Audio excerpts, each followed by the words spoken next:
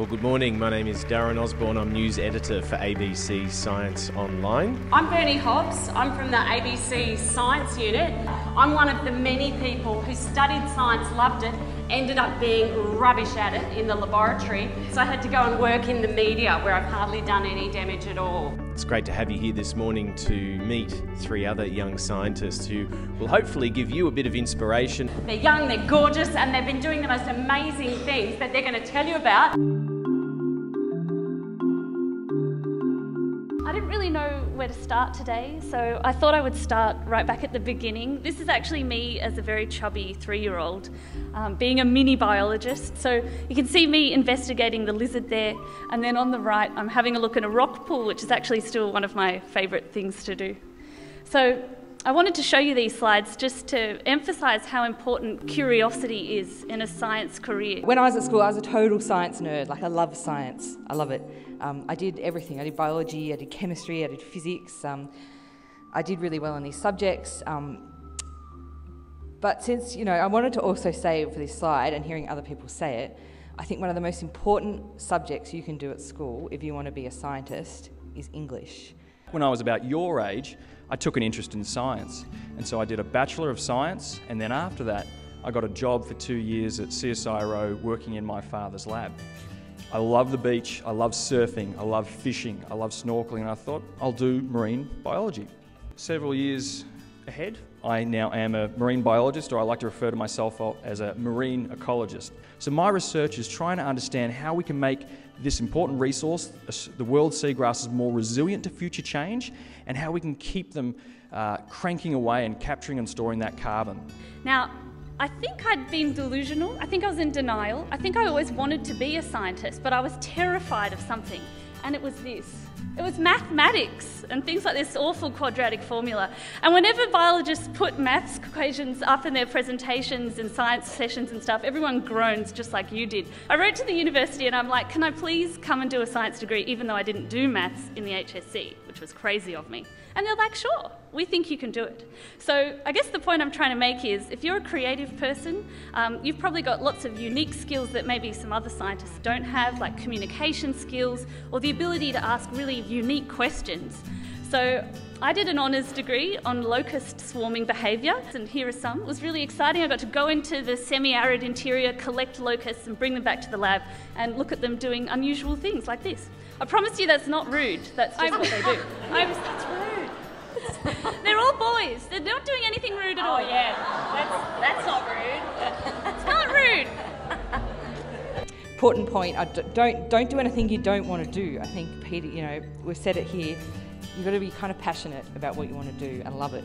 So then I went and did just a Bachelor of Science, and I got to do great things like forensic osteology. But during my travels around the world, I'd always loved science museums, and I thought, oh, well, maybe I could be a science curator. And so I went back to uni and did a Masters of Museum Studies. Okay, so after I did honours, it took like 6 years for me to get all the way from high school with all that maths and chemistry to the end of my honours year.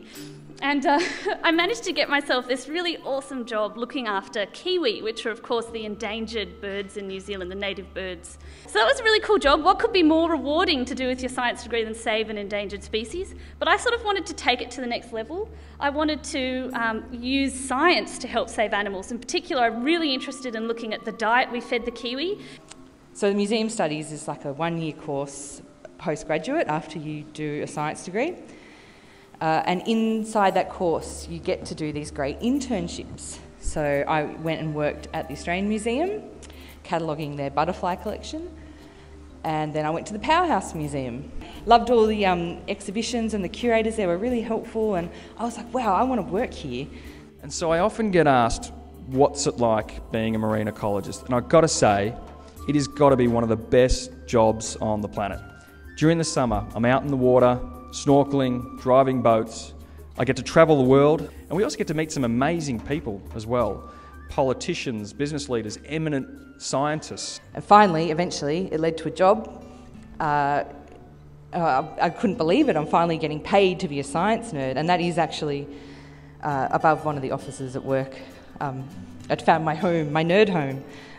never again to be teased for being a science nerd. So yeah, it's not It's not a career that you might think of when you think of science, but it's an amazing job to do. And I just wanted to leave you with this slide, which I think kind of sums up a lot about what I do and maybe what scientists do in general. So thank you for listening.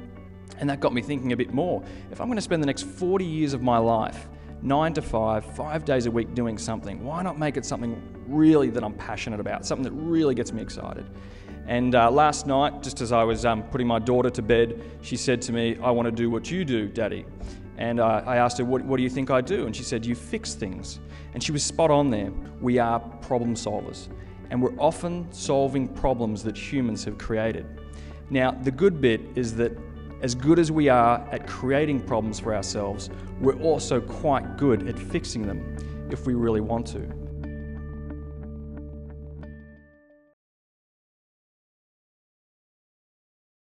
What do you find you can do when it whiles away the hours? You know, like you're at home on the weekend. What is it you do that you love more than anything? Like, it might be playing a computer game or something, but what's that computer game about? What skills does it use? And if you focus on that, you might find your career path, I reckon. What you love. Do what you love. Don't do what your parents want you to do. That's very good advice.